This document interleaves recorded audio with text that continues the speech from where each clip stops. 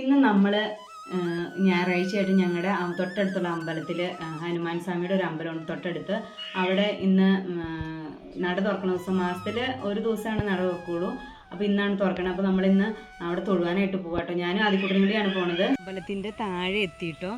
അങ്ങടേക്ക് വണ്ടി കയറി പോകില്ല. അപ്പോൾ നമ്മളിനി ഇവിടെ ഒരു തോടുണ്ട്, അത് ക്രോസ് ചെയ്ത് നമുക്ക് അങ്ങടേക്ക് തൊഴുവാൻ പാട്ടോ.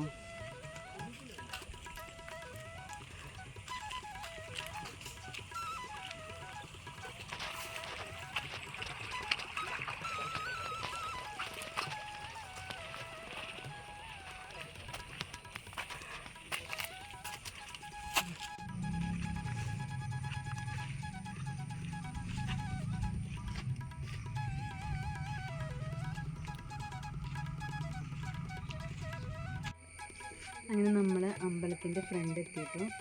അത് ആ കാണുന്നതാട്ടോ നമ്മുടെ അമ്പലം. അതാണ് ഞങ്ങളുടെ തൊട്ടടുത്തുള്ള ശിവക്ഷേത്രം.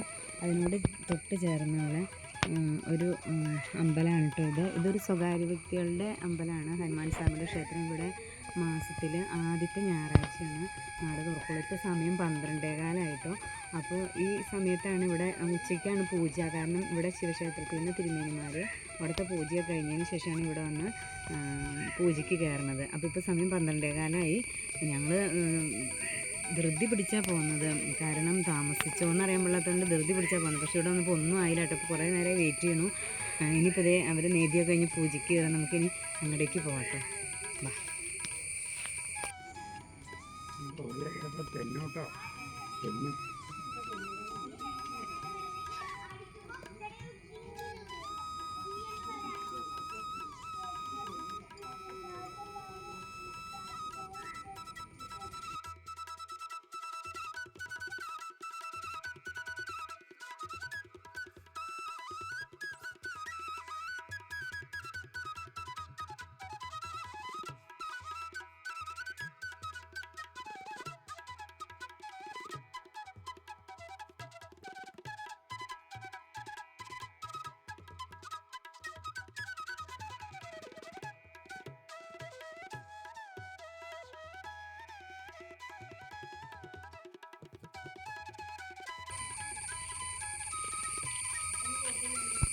അങ്ങനെ നമ്മൾ പൂജയൊക്കെ കഴിഞ്ഞ് തിരിച്ച് പോരും കേട്ടോ. ഇപ്പോൾ സമയം 1:15.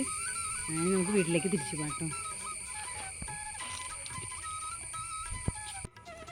അപ്പം നമ്മൾ വീട്ടിൽ തിരിച്ചെത്തി.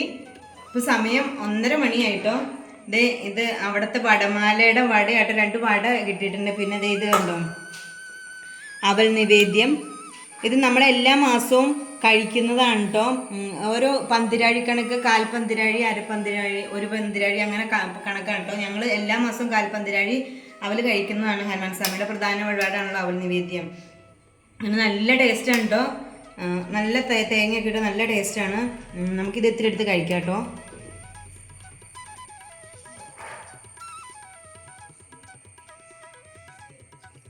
നല്ല ടേസ്റ്റാണ്.